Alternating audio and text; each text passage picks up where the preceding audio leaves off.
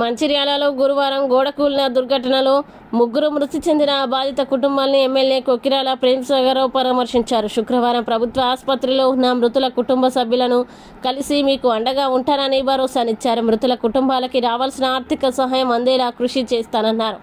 కార్మిక శాఖ నుంచి మృతుల కుటుంబాలకి 2 లక్షల రూపాయల పరిహారంగా మంజూరు చేయిస్తానని, ఘటనకి కారణమైన భవన యాజమాన్ల నుండి కూడా నష్టపరిహారం ఇప్పిస్తానని ఎమ్మెల్యే చెప్పారు. ఎలాంటి అవసరం పడినా తనని సంప్రదించాలని సూచించారు. అలాగే గోడ కూలిన ఘటనకి బాధ్యులైన భవన నిర్మాణ యజమానులతో ఎమ్మెల్యే ప్రేమ్సాగరరావు చర్చించారు. మృతుల కుటుంబాలకి నగదు పరిహారం చెల్లించాలని సూచించగా అందుకు వారు సమ్మతించారు.